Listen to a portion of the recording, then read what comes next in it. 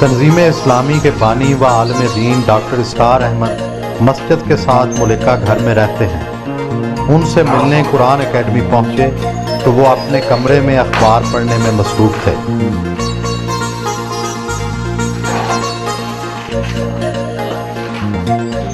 پرانا فرنیچر اور یہ سادہ سا بیڈ روم، کیا آپ کو آرام اور آسائش پسند نہیں؟ اس میں ہر طرح کا آرام اور آسائش مجھے حاصل ہے۔ بیڈ ہوتا ہے سونے کے لیے، وہ مہیا ہے۔ کچھ کسی وقت علیحدگی میں بیٹھ کر لکھنا پڑھنا ہو تو یہ ٹیبل موجود ہے۔ یہ جو میرا جس پر آپ بیٹھے ہیں صوفہ، یہ بھی صوفہ کم بیڈ ہے۔ یہ کھل جاتا ہے اور رات کو میری اہلیہ کا بیڈ یہی ہوتا ہے۔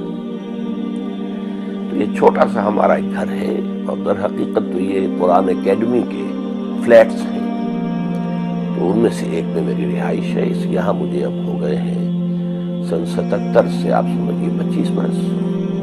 ویسے یہ بیڈ میرا جو ہے یہ تو سن 55 سے ہے، تو باقی ہر چیز ہے۔ یہ گرمی میں ٹھنڈے پانی کے لیے چھوٹا سا فریج میں رکھا ہوا ہے۔ تو جو آسائشیں ہیں دنیا کی، اللہ کا شکر ہے وہ سب حاصل ہیں۔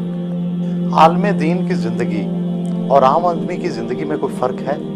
کوئی فرق نہیں ہونا چاہیے۔ ایک وہ لوگ ہیں جو خود کاروبار کرتے ہیں، اگر اچھا کما رہے ہیں تو وہ اچھا کھائیں، اچھا پہنیں، اچھی جگہ رہیں، ان کا حق بن جاتا ہے۔ لیکن علماء دین کا معاملہ یہ ہے کہ ان کی تو خدمت جو ہے معاشرہ کرتا ہے۔ وہ صبح ہلکا پھلکا ناشتہ کرتے ہیں۔ اب ناشتے میں شہد کا استعمال کر رہے ہیں، یہ ثقیل غذا نہیں ہے؟ نہیں، ایک تو قرآن مجید میں شہد کے بارے میں ہے کہ فیہ شفاء للناس، اس میں لوگوں کے لیے شفا ہے۔ اور ویسے بھی اس کو تو میڈیکل لائن میں بھی کہا جاتا ہے کہ ہلکی شے ہے۔ آپ پیشے کے اعتبار سے ڈاکٹر تھے، آپ نے ڈاکٹری چھوڑ دی، یہ تو پیشے کے ساتھ انصاف نہیں ہے۔ یہ بات ایک حد تک صحیح ہے آپ کی، لیکن صورت اصل میں یہ ہے، اچھی سے اچھی ایجوکیشن، میڈیکل ایجوکیشن حاصل کیے ہوئے لوگ ہمارے یہاں کثرت کے ساتھ موجود ہیں، اور مریضوں کے علاج کی ضرورت تو پوری ہو رہی ہے۔ لیکن یہ خلا ہے بہت بڑا کہ ہمارے ہاں تعلیم یافتہ، جو جدید تعلیم یافتہ لوگ ہیں، ان تک قرآن کی دعوت نہیں پہنچ رہی۔ ایک گیپ ہے درمیان میں، کمیونیکیشن گیپ ہے، کیونکہ ہمارے علماء کرام جو ہیں وہ اس آج کی سطح جو ہے ذہن کی اور فکر کی اور سائنٹیفک خاص طور پر معلومات کی، اس پر نہیں ہے۔ لیکن یہ کام اللہ تعالیٰ نے مجھے اس کی صلاحیت دی ہے، تو میں نے ہمہ وقت اپنے آپ کو اس کام کے لیے وقف۔ گھر سے ملحقہ ادارے کے مختلف شعبہ جات کا معائنہ کیا۔ آپ کی تقاریر ویڈیو پر بھی موجود ہے، جبکہ عام تاثر ہے کہ تصویر حرام ہے اسلام میں۔ اصل میں تصویر جو ہے قرآن مجید میں تو اس کی حرمت نہیں آئی ہے۔ حرمت جو آئی ہے وہ حدیث نبوی میں ہے، اور اس زمانے میں تصویر ہاتھ سے بنائی جاتی تھی، یا مجسمہ ہاتھ سے تراشا جاتا تھا، جس کو کہ حضور نے حرام قرار دیا۔ البتہ جب کیمرے کی ایجاد ہوئی تو ایک اختلاف ہو گیا۔ عالم عرب کے علماء کی اکثریت کی رائے یہ ہوئی کہ کیمرے پر اطلاق نہیں ہوتا اس کا، اس لیے کہ اس میں ہاتھ کا کوئی عمل نہیں ہے۔ اس اعتبار سے ہم نے اس کو ایکسٹینڈ کیا، اور یہ آڈیو ویژول جس قدر مؤثر بنتا ہے لوگوں کے لیے، تو ظاہر بات ہے کہ ہم وہ تاثیر چاہتے ہیں، دین کی دعوت کے اندر وہ تاثیر پیدا ہو جائے، تو ہم اسے استعمال کر رہے ہیں۔ شعبہ سمع و بصر میں گئے،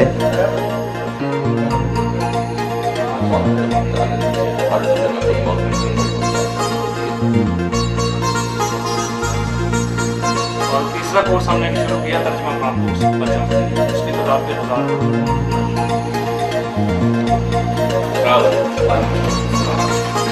اس کے علاوہ جو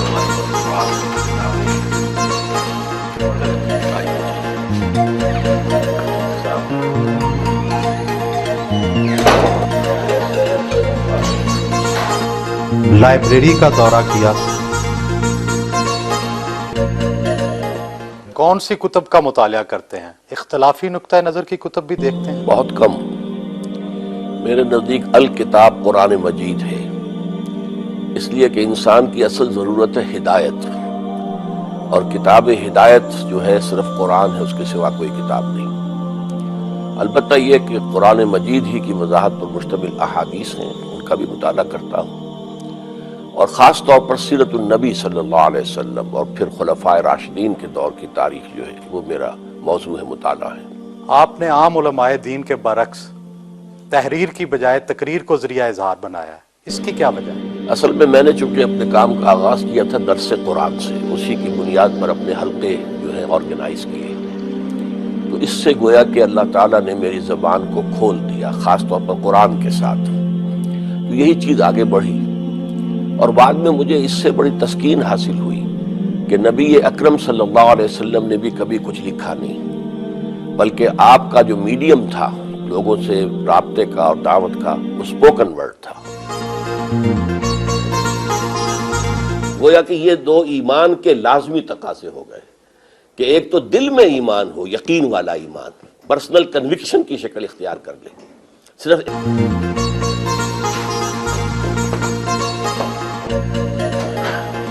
دفتر گئے جہاں پر دفتری امور کا جائزہ لیا،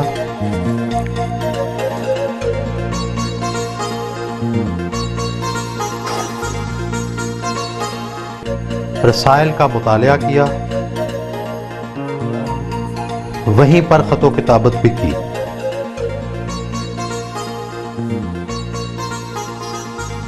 آپ کے زیر نگرانی کتنے مدارس، مساجد وغیرہ چل رہے ہیں؟ ہمارے زیر نگرانی کوئی مساجد اور مدارس نہیں ہے، ایک قرآن اکیڈمی ہے، ایک قرآن کالج ہے، اس میں ہم گریجویشن کراتے ہیں لوگوں کو، لیکن عربی اور قرآن اس میں ہم نے لازم سبجیکٹس رکھے ہیں۔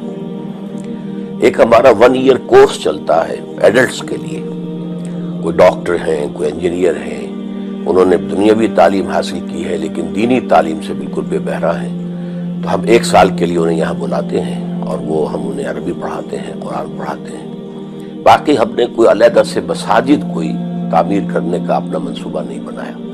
مساجد تو ہم سمجھتے ہیں جو بھی عام مسلمانوں کی ہیں اسی میں ہمیں بھی نماز پڑھنی چاہیے، ورنہ علیحدہ مساجد بنانے کا مطلب ہو جاتا ہے گویا کہ آپ کوئی ایک نیا فرقہ ایجاد کر رہے ہیں۔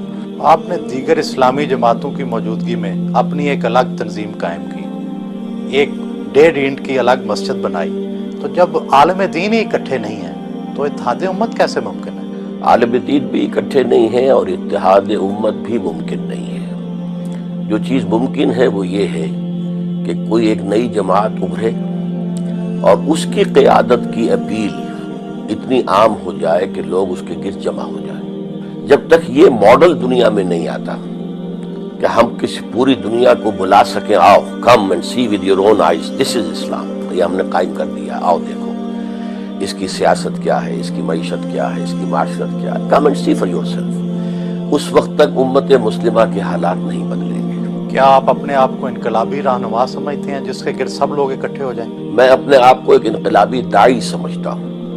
یہ اللہ تعالیٰ کی مشیت پر منحصر ہے کہ وہ کس کو کس وقت قبول فرما لیتا ہے اور کس کے لیے پھر عوام کے اندر جو ہے ایک قبول عام کی کیفیت پیدا کر دیتا ہے، یہ اللہ تعالیٰ کا فیصلہ ہوتا ہے۔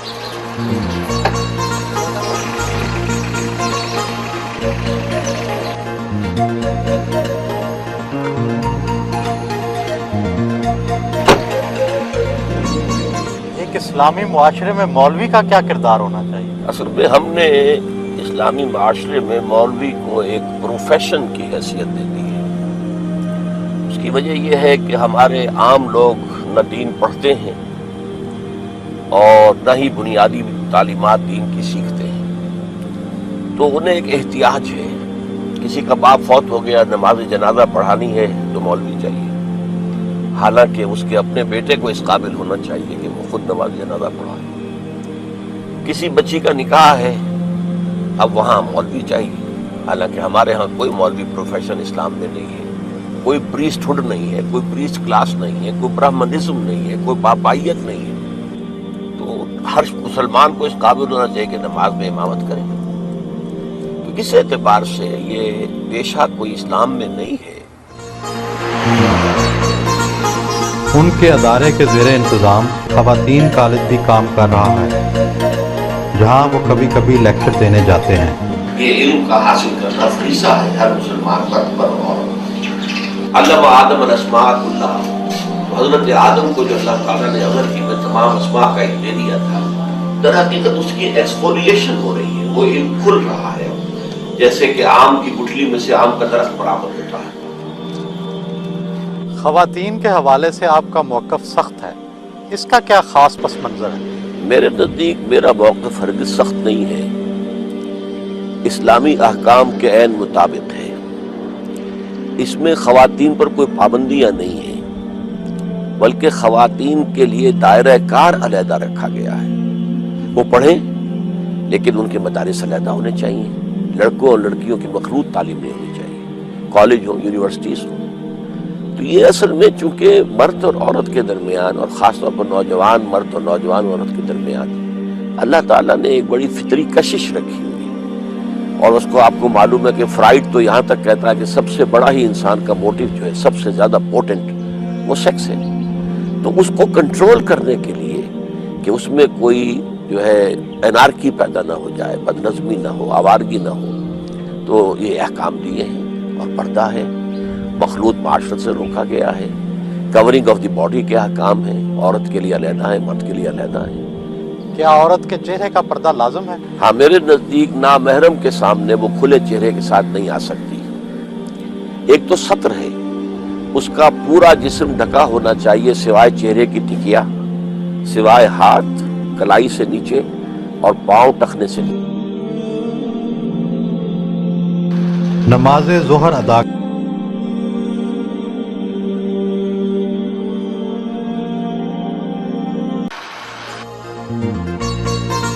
کالج کے ساتھ ہی ان کی بیٹی کا گھر واقع ہے، نواسے نواسیاں ان سے ملے۔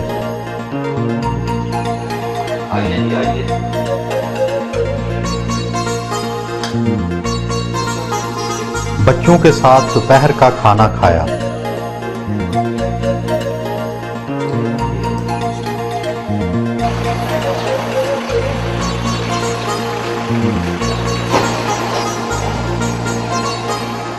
آپ کی شخصیت میں کافی سختی نظر آتی ہے، حصے لطافت کے حوالے سے آپ کی کیا دلچسپیاں ہیں؟ میں قرآن مجید کی قرآت کا عاشق ہوں، خاص طور پر شیخ محمود خلیل الحصری مرحوم، عبد الباسط عبد الصمد مرحوم، ان سے میں بچپن میں موسیقی کا بہت رسیا تھا اور اچھا گا لیا کرتا تھا، آواز کے اندر ایک کیفیت تھی، اور مجھے خاص طور پر سہگل کے گانے انتہائی پسند تھے۔ یعنی یوں سمجھیے کہ کوئی میلوں دور سے بھی سہگل کی آواز آ رہی ہو تو میرا جو اینٹینا ہے کان کا اس کو کیچ کر لیتا تھا۔ پھر میں نے رفتہ رفتہ پھر اپنی شعوری زندگی کا جب آغاز ہوا ہے تو اس کو سبسٹیچیوٹ کیا میں نے قرآن مجید کی تلاوت سے۔ ڈراموں اور اداکاری کے حوالے سے آپ کی کیا رائے ہے؟ ڈرامے دیکھتے ہیں؟ ڈرامے میں میرے نزدیک یہ جو انسان کردار اختیار کرتا ہے مصنوعی، ایک آپ کا اپنا کریکٹر ہے اور ایک کریکٹر آپ اپنے اوپر اوڑھتے ہیں، وہ مصنوعی کردار ہے۔ میرے نزدیک اس کے نتیجے میں اس اداکار یا اداکارہ کی اپنی شخصیت ختم ہو جاتی ہے۔ تو انسانی شخصیت بڑی قیمتی شے ہے، اسے ریزرو ہونا چاہیے، ڈیولپ ہونا چاہیے۔ میرے نزدیک سینما یا ٹیلی ویژن کا اصل رول جو ہے وہ ہونا چاہیے واقعات کی عکاسی۔ کوئی واقعہ ہوا ہے اس کو آپ ڈاکومنٹریز کے ذریعے سے اور ایجوکیشن کے پرپزز کے لیے اس کو استعمال کیا جائے۔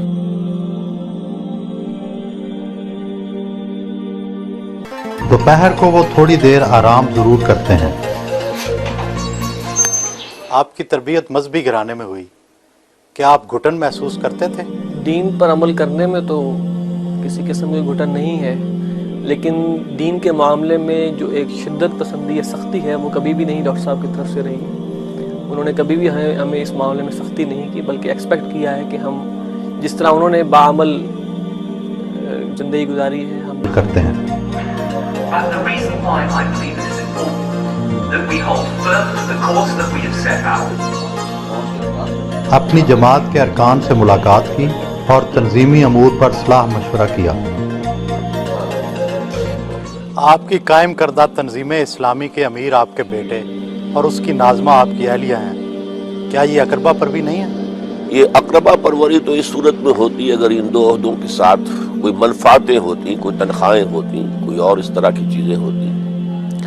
صورت اصل میں یہ ہے کہ میری اہلیہ تو جب سے یہ قائم ہوا تھا حلقہ خواتین اس وقت سے ناظمان، اور صحیح ترین صورت یہی تھی کہ تنظیم اسلامی کے اندر خواتین کا حلقہ جو ہے اس کی ناظمہ جو ہے اگر اہل ہوں میری اہلیہ تو انہی کو ہونا چاہیے، تاکہ میرے ساتھ رابطہ ان کا کانٹیکٹ جو ہے وہ صحیح رہے۔ اور ظاہر بات ہے کہ ابھی تنظیم اسلامی کی جد و جہد کسی حکومت کے منانے کے تو آس پاس بھی نہیں ہے کہ کوئی لالچ نظر آتا ہو کہ اس طریقے سے حکومت کے اندر کوئی حصہ مل جائے گا۔ ابھی تو بڑی لمبی جد و جہد ہے اور اس میں قربانیاں ہی دینی ہیں، تو اس کے اعتبار سے اس کے اندر صرف سے کوئی حرج نہیں ہے کہ بیٹے کو نامزد کیا جائے۔ انہیں بچوں سے بہت پیار ہے، شام کو پوتی اور پوتے کے ساتھ وقت گزارتے ہیں۔ آپ کو اپنے والد کی کون سی خوبی پسند ہے اور کون سی خامی نظر آتی ہے؟ والد کی خوبی کا جہاں تک تعلق ہے تو جو وہ کہتے ہیں اس پر عمل کرتے ہیں، جو اکثر و بیشتر یہ چیز ہمارے معاشرے سے بالکل انقطاع ہو چکی ہے۔ اور خامی کی حد تک تو میں یہ سمجھتا ہوں اسے بہرحال خوبی کا بھی کہا جا سکتا ہے کہ اگر کسی شخص کے بارے میں ان کے ذہن میں کوئی بات ہے تو پھر یہ کہ اسے برملا کہہ دینے میں انہیں کوئی جھجک نہیں ہوتی۔ کیا آپ اپنے والد کی قائم کردہ تنظیم میں کوئی تبدیلیاں لانا چاہیں گے؟ اصل میں جو تنظیم والد صاحب نے قائم کی ہے اس کا جو بنیاد ہے، اس کی جو اصل بیس ہے، وہ نبی اکرم صلی اللہ علیہ وسلم کا اسوہ مبارک ہے کہ جس طرح وہ عظیم انقلاب حضور نے برپا کیا تھا تو وہ کون کون سے مراحل تھے۔ تو جہاں تک اس دینی جد و جہد کا تعلق ہے یا وہ ریولیوشن کا تعلق ہے، اس میں تو میں نہیں سمجھتا کہ کوئی تبدیلی لائی جا سکتی ہے۔ مسجد میں باجماعت نماز عشاء ادا کی۔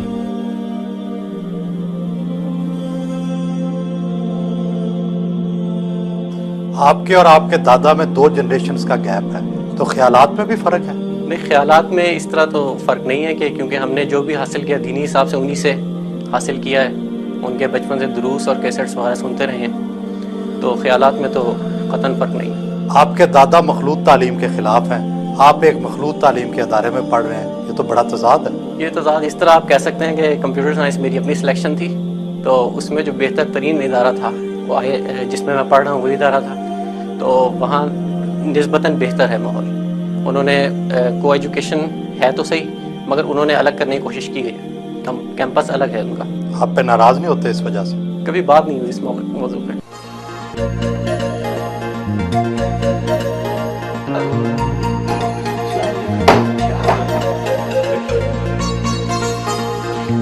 رات کے کھانے کا انتظام ان کے بیٹے کے ہاتھ تھا۔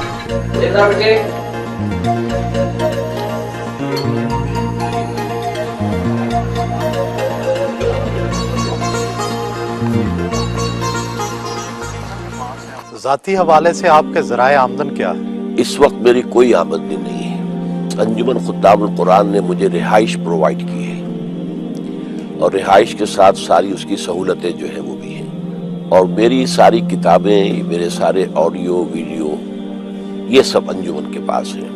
اس کے ٹریڈنگ سے یا اس کی سیل سے مجھے کوئی ایک پیسے کا بھی منفعت نہیں ہوتی۔ تو باقی یہ کہ دال روٹی کا معاملہ رہ جاتا ہے، تو میرے بچے ماشاءاللہ اب مختلف جابز پر ہیں، وہ سپورٹ کر رہے ہیں۔ کیا عورت کو گھر سے باہر ملازمت کا حق ہے؟ اصل میں اس کے لیے ضروری ہے کہ پردہ اور ستر کے احکام کو ملحوظ رکھتے ہوئے اگر کہیں کوئی امکان ہو تو کوئی حرج نہیں ہے۔ کشمیر کے جہاد کے حوالے سے آپ کی رائے دوسرے علماء سے مختلف ہے، اس کی کیا وجہ ہے؟ اصل میں میرے نزدیک جہاد تو کسی بھی سٹرگل کو کہتے ہیں، فریڈم سٹرگل یہ بھی جہاد ہے۔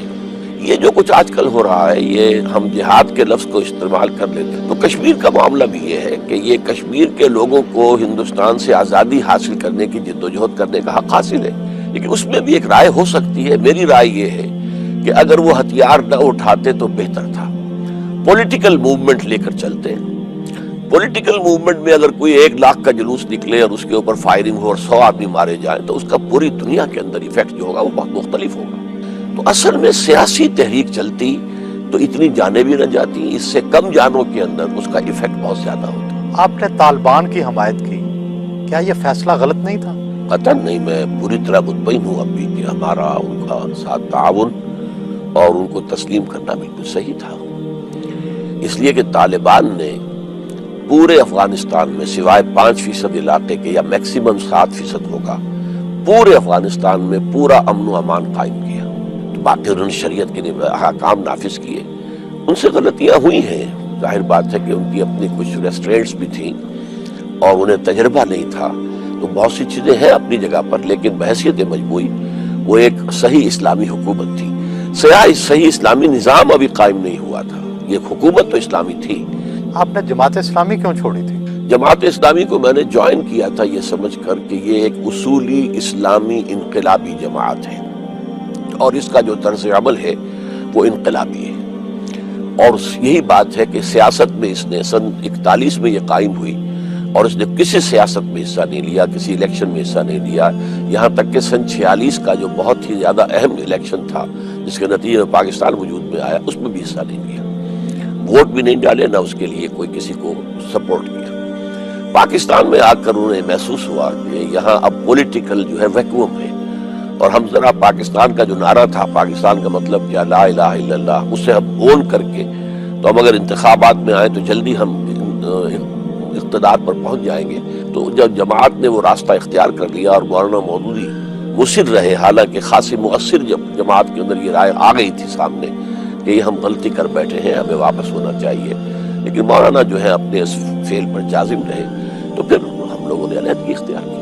آپ اپنی زندگی کی تمام تر جدوجہد کے باوجود کوئی انقلاب نہیں لا سکے، کیا آپ اپنے کام سے مطمئن ہیں؟ میں اپنے کام سے بالکل مطمئن ہوں، انقلاب روز روز نہیں آیا کرتے ہیں، یوں سمجھیے کہ انبیاء کرام میں سے بھی صرف ایک شخصیت ہے حضور صلی اللہ علیہ وسلم کی جن کے دست مبارک سے ایک انقلاب برپا ہوا، اور یہ انقلاب ایک مرتبہ اور آنا ہے جس کی خبر دی ہے محمد الرسول اللہ صلی اللہ علیہ وسلم نے، اور وہ جب ہوگا تو پوری دنیا پر خلافت کا نظام قائم ہوگا، لیکن یہ انقلاب میرے نزدیک کئی نسلوں میں مکمل ہوگا۔ اب ان کے آرام کا وقت تھا جس پر ان سے اجازت لی۔